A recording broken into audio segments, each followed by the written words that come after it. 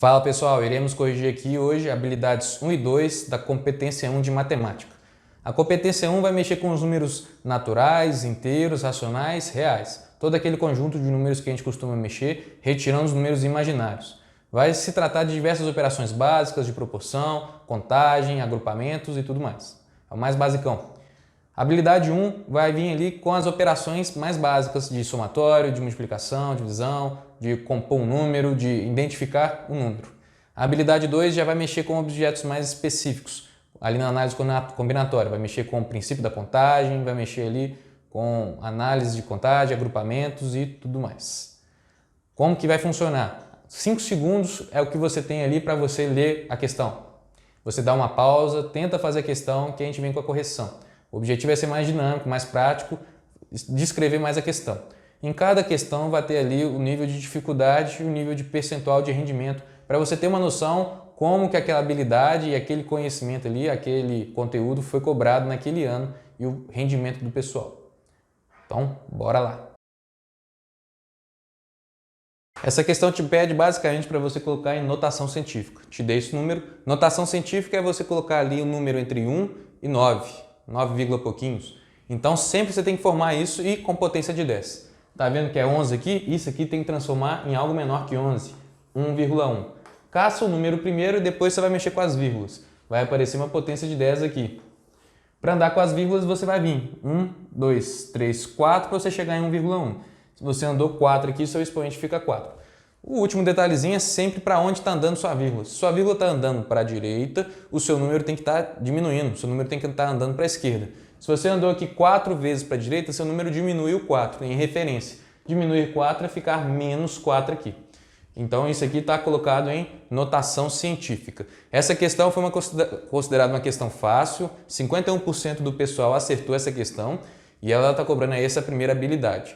51 ainda é baixo se fosse para pensar que é algo muito simples, porém é notação científica, o pessoal ainda confunde muito potência de 10.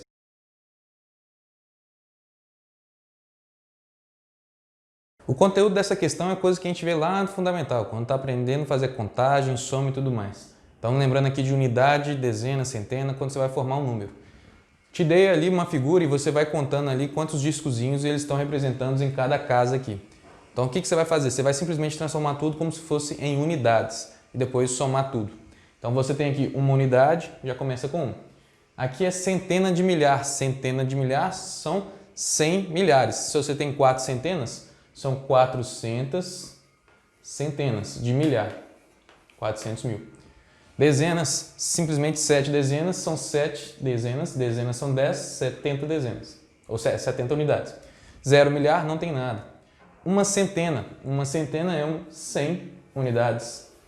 E 6 dezenas de milhar seriam 10 mil. 6 dezenas são 60 mil. Então você tem esse número todo, você vai somá-los, porque existe essa propriedade. Você pode falar que, por exemplo, o número 171 pode ser constituído de 100 mais 70 mais 1. Uma centena, 7 dezenas, uma unidade. Então você pode decompor esse número dessa forma. Então, simplesmente, se isso aqui é a escrita de um número, você pode somá-los todos que você forma esse número.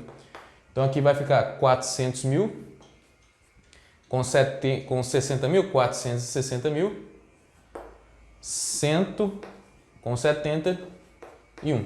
460 mil, 171 é o algarismo, é o número que você está formando ali naquela informação do desenho. Aqui, lembrando que essa questão ela foi considerada média. Olha que o assunto é fundamental, de ensino fundamental. Só que a gente fica confundindo aqui um pouquinho, centena de milhar, dezena de milhar, dá um bug na cabeça. Mas é considerado média e apenas 29% do pessoal daquele ano conseguiu realizar essa questão. Essa questão vai mexer com operações básicas de matriz, na verdade com um conceito básico. Ela foi até considerada uma questão muito difícil, apenas 23% acertaram nesse ano, mas é porque não souberam interpretar direito, porque tem um textinho meio estranho e tudo mais, mas se você lembra das definições de matriz é tranquilo. Essa matriz ela fala as operações que o banco I fez para o banco J, ou seja, que o banco 1 fez para o banco 1, que o banco 1 fez para o banco 2, cada linha representa um banco e cada coluna representa para onde eu estou enviando. Então o banco da linha 1 enviou aqui operações ou dinheiro para o banco da coluna 1, para o banco 2, para o banco 3, para o banco 4 e por aí vai, nessas transações. Então ele pergunta qual foi o banco que mais realizou transferências e tudo mais. Então você vai olhar para a sua linha e somar as operações que foram feitas. Aquela que te der mais valor, maior valor, é porque foi o banco que realizou mais operações. Então o banco 1 aqui, por exemplo, fez a linha aqui 6, somou tudo. Somado essa linha fez 6 e fala aqui em termos de milhões, né? 6 milhões. O banco 2 aqui, da segunda linha, fez 3. O banco 3 fez aqui 3, 5. O banco 4 fez 4 e o banco 5 fez 5. Então o maior banco que fez operações foi o banco 1, porque ele fez aqui 6 milhões em operações no total, transferindo do banco 1 para o banco 1, banco 1 para o 2, para o 3, para o 4 e por aí vai. Então eram operações básicas de matriz, na verdade apenas a noção de linha e coluna, mas o mais pegava era a interpretação.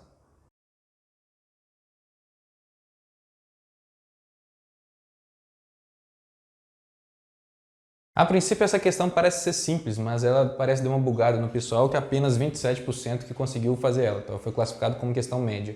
Se eu te falo que eu tenho num torneio de tênis 128 tenistas, eu estou te perguntando a quantidade de partidas que vão fazer no total, né, para poder determinar o número de vencedores, ou campeão, né? Então, para terminar o torneio. Eu tenho que pensar que em partidas são feitos ali 2 tenistas, então é sempre uma disputa entre os dois. Então, se eu tenho 128 tenistas, eu tenho na primeira disputa 64 partidas. Só que sempre vai ser um mata-mata, o próximo vai ser eliminado. Então, sobra ali metade deles, apenas 32 partidas, né? Porque apenas 64 tenistas vão para a próxima fase, 32 partidas. Por aí vai, 32 partidas, depois 16 partidas, 8 partidas, 4, 2 e 1. Se eu somasse todos, eu teria o total de partidas. Só que o exercício apenas pediu a indicação de como que seriam a soma dessas partidas. Então, confundiu talvez um pouco o pessoal, porque é um baixo rendimento para algo tão simples. Sempre o texto é que dá uma complicadinha.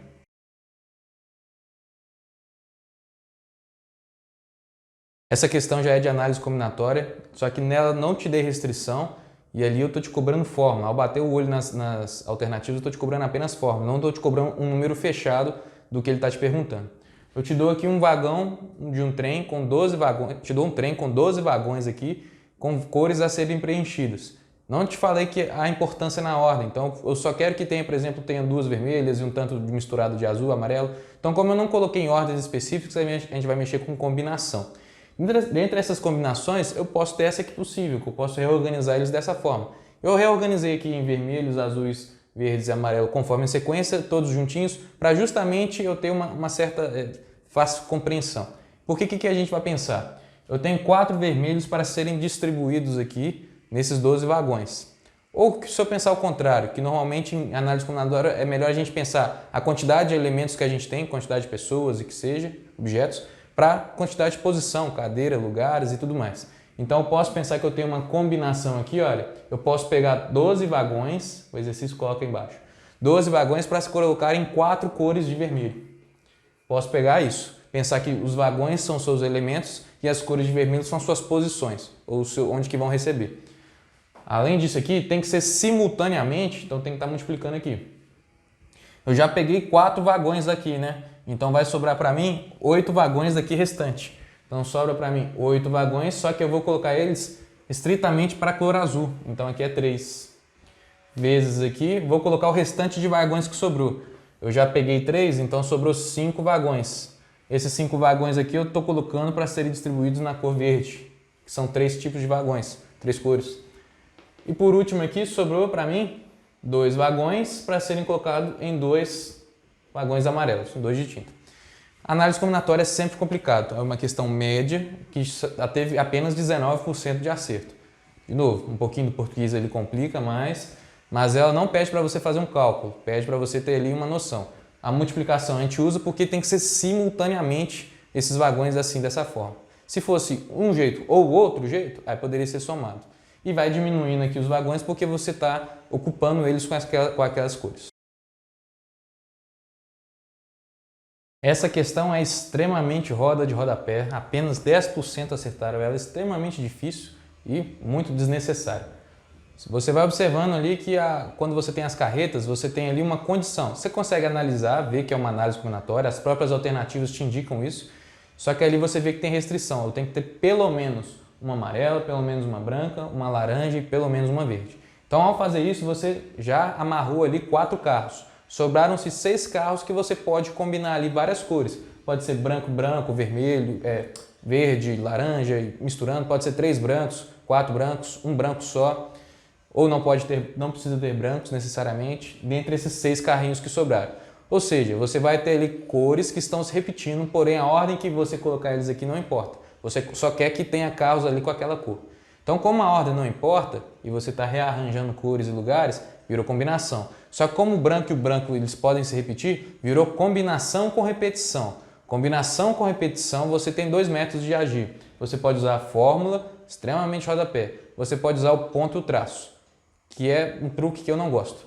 Vamos para a fórmula aqui, que pelo menos fórmula em algum sentido fácil. O ponto e o traço só te chutam. A fórmula, apesar também de só te chutarem, você vê que é um diferencial, que é uma combinação com repetição. Então o que você pega aqui na ideia? Você simplesmente vai ter que, tirando a exceção, você vai pegar esse novo exercício, que é pegar 6 lugares, então você tem 6 elementos, para se colocar em 4 posições, para se colocar ali as 4 cores como posições. Então você tem esse rearranjo, lembra? O número de elementos sempre tem que ser acima do número de lugares. Então você pode tratar que 6 carros são os elementos e as cores são as posições que você vai rearranjar ali. Então coloca aqui para mim a combinação, ela vai ser de 6 mais 1, menos 1, né? 6 mais 4 menos 1, porque são 6 elementos com 4 posições, menos 1 de 4 posições. Então acaba virando aqui 6 mais 4, 10, menos 1, 9 e 4. Seria uma combinação dessa caso eu não posso parar aqui, né? Porque eu tenho que continuar a fazer minha conta. Então fica n mais p menos 1, n mais p menos 1, a gente viu aqui que vai dar 9. 6 mais 4 é 10, menos 1, 9, 9 fatorial. Sobre p menos 1, 4 menos 1, 3 fatorial. N fatorial são seus 6 fatorial. Aqui, se você continuar desenvolvendo, você vai achar uma resposta única, mas não é o que o exercício pede. O exercício pede para voltar à combinação ou o estilo de combinação que você teve. Se você observar isso aqui, olha, apesar de ter um 4 aqui, a combinação real que obteve aqui seria de um 9 fatorial, ou seja, de 9 elementos. Se você se transformasse isso aqui em uma combinação normal, em vez de ser uma combinação com repetição, seria um 9 fatorial, ou seja, 9 elementos. Posso colocar lá em cima. Distribuídos aqui, olha, 9 menos, para dar 6, 9 menos 3 fatorial. 9 menos 3 para chegar no 6. E aqui seria o próprio 3 fatorial, significa que você tem aqui 9 elementos com 3 lugares. Do 9 menos 3 você volta ao lugar, né? A ideia é ser aquela combinação normal, simples. Se fosse fórmula de combinação, que é n fatorial sobre n menos p fatorial vezes p fatorial. Seu p fatorial seria a sua posição, que é 3, seu n é a quantidade de elementos, que é 9. Então você retorna a ser isso aqui. Então é uma questão extremamente difícil, porque primeiro te envolve a combinação com repetição. Se você tentar fazer na mão, você vai quebrar a cabeça e não sai do lugar. E além disso, além de chegar numa fatoração, numa operação, você nem vai realizar ela por completo. Você vai ter que voltar para virar no que era uma combinação, como se fosse uma combinação normal. Então, é uma questão extremamente hardcore. Se você chegou até aqui, até o final do vídeo, é porque você é um cara estudioso. Então, fique atento, se inscreva no canal, ative as notificações, porque semana que vem iremos ver a habilidade 3 e a habilidade 4. Aqui embaixo temos aqui o material desse conteúdo. Vou mostrar mais estatísticas, mostrar mais algumas curiosidades e colocar mais complementação. Tudo para a gente poder ficar afinadinho. Então, te espero. Até a próxima.